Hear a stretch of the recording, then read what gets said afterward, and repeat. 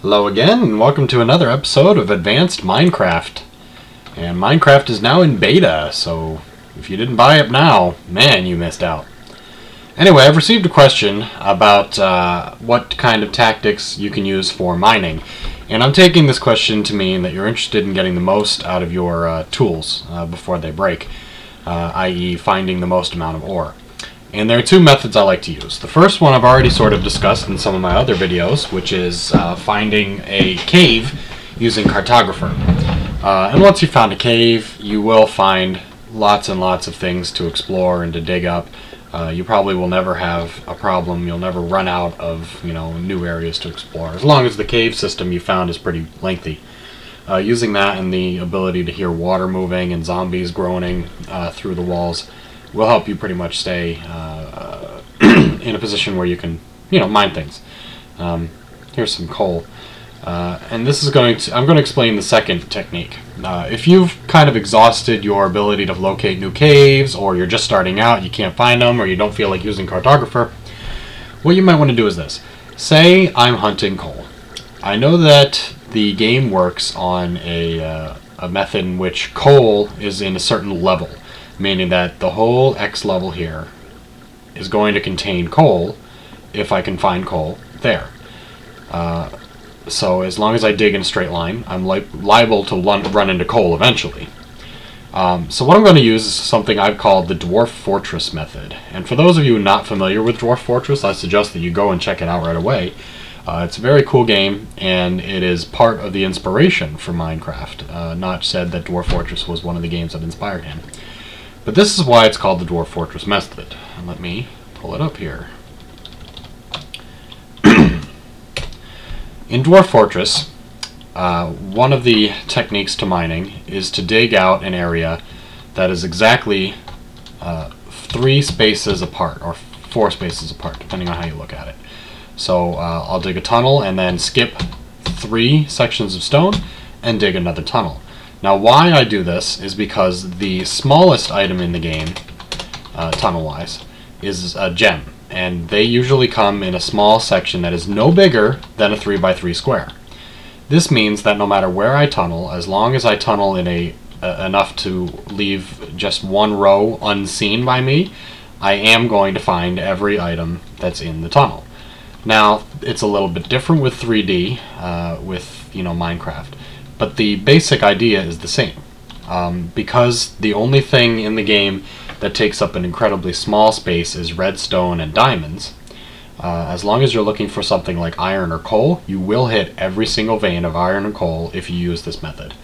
Just because coal and iron, coal particularly, is an enormous wide vein that spans multiple Z levels, multiple X and Y levels. So what I'm going to do here is I'm going to show you this. This is how I'd start my vein. Just moving forward, and I already broke my tool. And I'm going to break this one in a second. There it goes.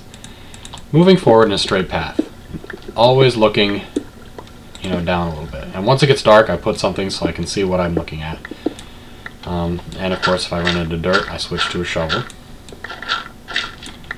But you'll notice, obviously, if you're in the lava layer, be very careful about moving forward, because you could dig open a spot and have lava fall in on top of you, so you might want to take a little more time and a little more care if you're in an area where lava is prevalent. But up here in the coal, and there you go, this is what I'm talking about. I saw coal over here. I said, well, I'm looking for coal, I'm going to dig just a straight line, and eventually you'll find it. I just happened to be lucky that I found it in such a short distance, even though coal is pretty common. In fact, I found a whole other cave system. And this is, a pretty basic method. But let's assume that I didn't find anything. And I got pretty bored of digging in a straight line. Perhaps I dug 64 spaces and my stone tool broke. What I would then do is get to my end of my line here and go 1, 2, 3, 4. Now here I've got 1, 2, 3 spaces, and then I'm going to start digging my way back. And I'll just dig in a straight line right back to the tunnel entrance that I started. And what this essentially does is make it so that every square inch of the wall, and there you go, I've uncovered another batch of coal. Well, it's the same one. except for that middle line is exposed.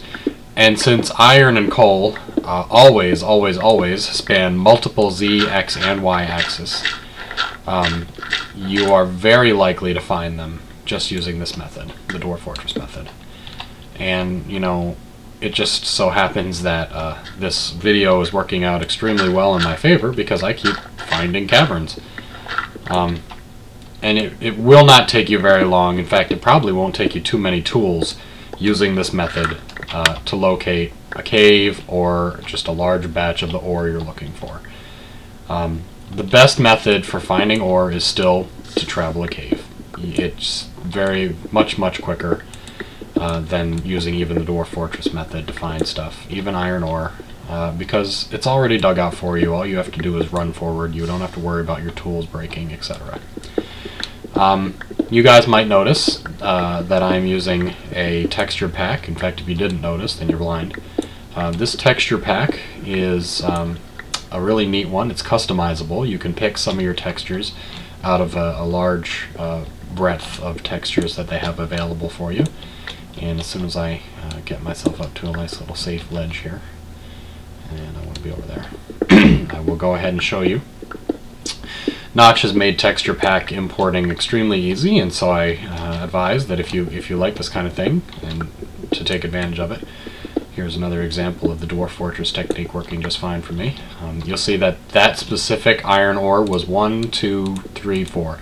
A 2 by 2 by 1 section.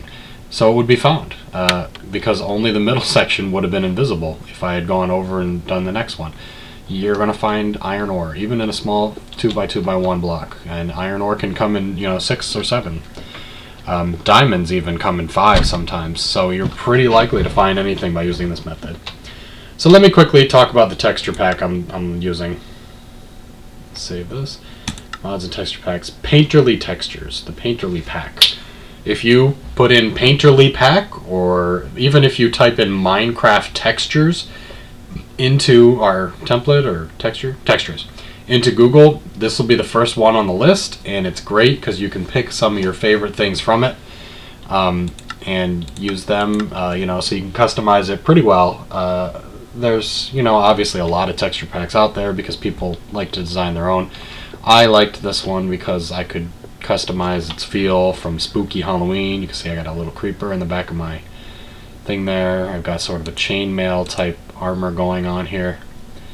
This is bacon, which bacon makes everything better, and the tools just look cooler.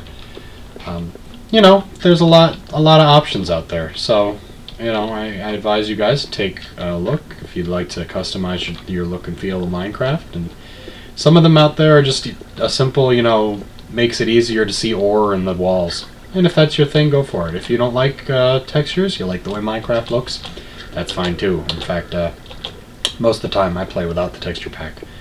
But, sometimes I just want to see something a little different, a little easier on the eyes. Anyway, I'm glad you guys are tuning in to my videos. I'm getting lots of comments, and I'd like to help you guys more. If you have any questions, go ahead and comment or send me a direct message. I will be happy to explore your question further, especially now that beta is upon us.